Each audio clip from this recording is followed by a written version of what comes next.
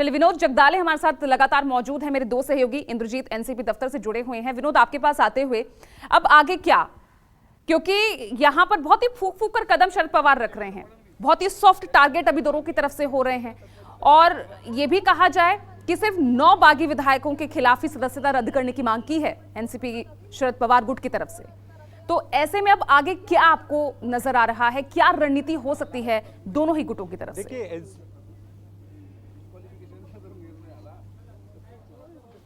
देखिए, शरद पवार हो, सुप्रिया सुले हो या फिर जितेंद्र आव्हाड, फिर जयंत पाटिल, इन सभी को पता है कि ये 9 विधायकों के खिलाफ ही हम याचिका दायर कर रहे हैं डिस्क्वालीफाई की। लेकिन उनको पता है कि बाकी के जो विधायक हैं वो विधायक किसी न किसी दबाव में गए हैं, लेकिन वो बाद में इसके साथ आ जाएंगे। इसलिए वो ज़्यादा कह सकते हैं कि ज़्यादा सख्त रुख नहीं अपना रहे, सिर्फ नरम रुख अपनाते वहाँ पर नजर आ रहे हैं। अब आगे ये देखना है कि किसके पाले में कितने विधायक हैं। अब तक जो दावा किया जा रहा है विधायकों का, अब तक खुल के कोई तस्वीर सामने नहीं आई है। आपको पता ही होगा कि एकनाथ शिंदे ने जब बगावत की थी, जब वो गुवाहाटी गए थे, तब उन्होंने कह सकते कि फोटो जारी किया था, तब फोटो में 40 विधायक दिखाई पड़ रहे थे। ऐसा कोई फोटो अब तक यहाँ से नहीं आया है।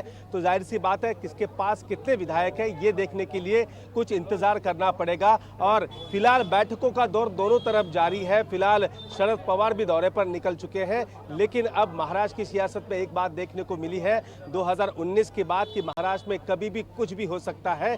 देखा आपने कि कभी सुबह शपथ ली जाती है तो कभी रविवार के दिन किसी को पता ही नहीं होता कि क्या चल रहा है। तीनों जगह बैठक होती है, मुख्यमंत्री शिंदे के घर पर बैठक होती है वर्षा पर, देवेंद्र फडणवीस के सागर बंगले पर बैठक होती है, अजित पवार यहाँ पर रात को कॉल भेजते विधायकों को मिलने के लिए, और सुबह सुबह वो मिलते हैं विधायकों से। 11 बजे बैठक शुरू होती है और दोपहर में अचानक चले जाते हैं और शपथ ले लेते हैं। तो जाहिर सी बात है, अब देखना है कि एनसीपी में किसके पास कितने विधायक और किसकी ताकत कितनी है। फिलहाल जैसा इंद्रजीत ने कहा कि दोनों तरफ से कोई भी बयानबाजी फिलहाल नहीं की जा रही है।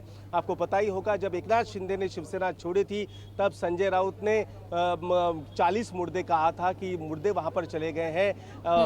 कई गलत भाषा का वहां पर इस्तेमाल किया गया था, लेकिन यहाँ पर फिलहाल एनसीपी ने वो कह सकते हैं कि शब्द संभाल कर वो इस्तेमाल कर रहे हैं। कोई भी ऊट पटांग की जैसी बयानबाजी या जिससे विवाद बढ़े, वो बयानबाजी फिलहाल यहाँ पर नहीं बनती हुई दिख रही। कल सुप्रिया सुले ने कहा एक तरफ पिताजी है तो दूसरी तरफ बड़े भाई है। जाहिर सी बात है, पार्टी के अंदर, परिवार के अंदर बड़ा संकट है। अब संकट कैसे निपटेगा ये अब कुछ ही दिन में पता चलेगा।